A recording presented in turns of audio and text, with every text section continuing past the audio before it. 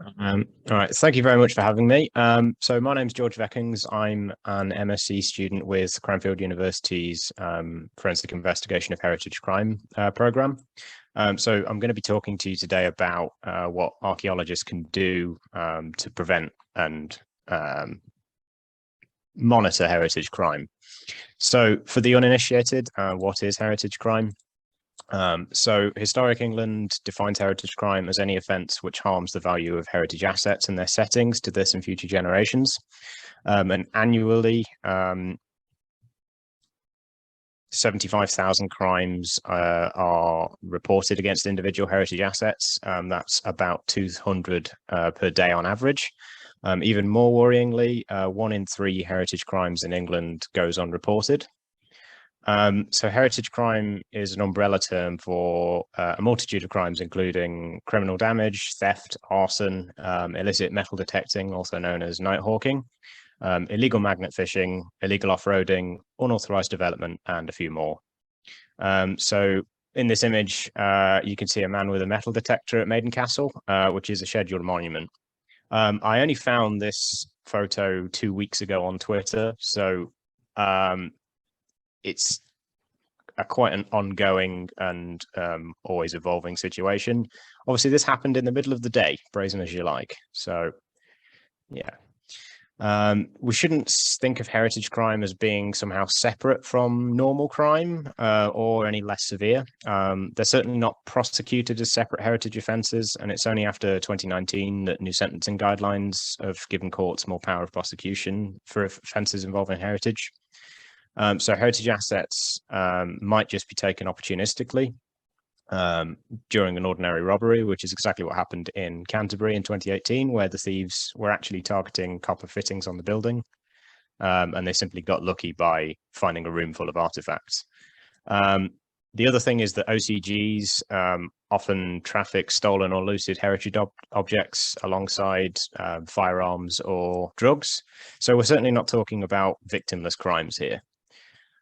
So who is responsible for preventing heritage crime? Well, unlike Smokey the Bear says here, everyone has a role to play, including your supervisor, your archaeology company, and the principal contractor. That said, for the purpose of this presentation, I'm just talking about how field archaeologists can help prevent looting and the illicit trade in antiquities. The end result of which is that archaeological context is destroyed or irreparably damaged. So we as archaeologists have an ethical and professional duty to report crimes against heritage. In fact, Principle 2 of CIFA's Code of Conduct states that the member has a responsibility for the conservation of the historic environment, and similar terms are found in all kinds of archaeological institutions from all over the world. In 2013, a study of over 2,000 archaeologists from 118 different countries, nearly 80% of the archaeologists reported first-hand encounters with looting. So you can really see the scale of the problem. So we can see that nighthawking is a common heritage crime observed by archaeologists. The last comprehensive study into illicit metal detecting in the UK was Oxford Archaeology's Nighthawking Survey in 2009. The survey spanned a multitude of different sites over a period between 1995 and 2008. And included both archaeological investigations, excavations, and scheduled monuments. The response rate from commercial archaeology units was low, very low. By 2007, only 19 out of the 54 companies that were contacted responded at all. So this is a problem that we call data siloing, where the useful data isn't being shared. Of the 19 companies that did reply, 15 units reported that they'd experienced nighthawking on their sites. So it's a huge scale problem, but with underrepresented data. A lack of this kind of data fuels the misconception that looting is a smaller problem than archaeologists say it is, and it gives archaeologists less power to influence policy and to combat the illicit antiquities trade. The Nighthawking Survey was something of a watershed moment in England and was pivotal in the implementation of heritage crime initiatives, such as Operation Kronos in 2016. The limited data that we do have since 2009 suggests that nighthawking seems to be on the increase. So of that 2013 survey I mentioned earlier, 15,000 archaeologists were actually contacted, and the 2,358 responses they received was actually considered a good turnout rate at the time. It shows that archaeologists generally do report looting, but nearly a quarter of the archaeologists in the survey didn't. They gave a lot of reasons for why, such as a lack of faith that the authorities would actually respond to the crime, or even fear of losing their position or funding for their site. We get this sense of both internal and external reporting. Really, we need both so that the police can respond to the actual crime, and that so the archaeological and criminalistics data isn't lost.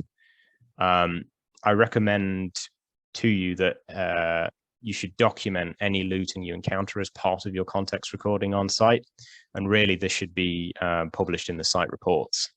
So what we seem to find in commercial archaeology units is that they're probably dealing with looting in-house. But if they are, then they're not publishing it in their site reports or sharing it with anyone. So effectively, they might as well not be reporting at all. So archaeologists should know the law. In both your professional and your personal life, you should be aware of the law surrounding cultural heritage when it comes to metal detecting, and I would always recommend reading up on these. Metal detecting is absolutely legal in the UK, as long as you have the permission of the landowner, but not in scheduled monuments like Maiden Castle, where it's illegal to even carry the equipment without special permission. You can use applications like the Magic Map to find out if your site or the areas around it are scheduled. Objects need to meet special criteria to be considered treasure, but if they are, then they have to be reported to the coroner under the Treasure Act of 1996 in England and Wales. There's no legal obligation to report non-treasure objects, at least in England and Wales, but we should always be recommending that people declare them to the Portable Antiquities Scheme. It's always another important thing to remember that Scotland has a separate treasure trove law of its own. So imagine that you turn up to work one morning and you find that your site's been nighthawked, and then you see metal detectorists on the farmer's field across the road. What do you do? Do you call the police? Is that your job? Is it your supervisors, your POs? Does your site have any procedures in place? In my experience, I've never had a site induction where the PO has told me what to do in case of a break-in or looting. Do you contact the landowner? You should certainly know who they are and whether or not the site is scheduled. Do you confront the metal detectorist directly? Obviously, I'm not condoning this. They could, however, be there by coincidence, and they might even have permission from the landowner to be there. So you don't need to have CSI training to document the scene. Take note of the time that you saw things and take lots of photos.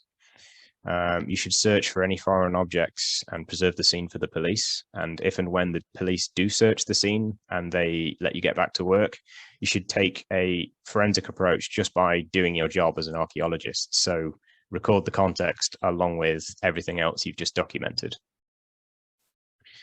So what can an archaeologist do?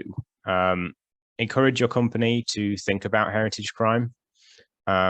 Discuss a prevention strategy. So maybe this should go in the WSI itself, or maybe in your risk assessment and management method statement. You should undertake basic continuity recording. So this could be something like taking photographs of your site at the beginning and the end of each day, so you know if anything's changed.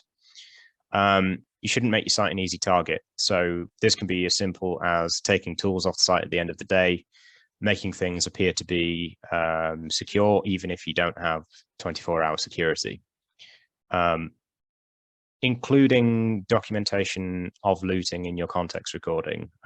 So push for this to go into the site report. This is a big one, I think.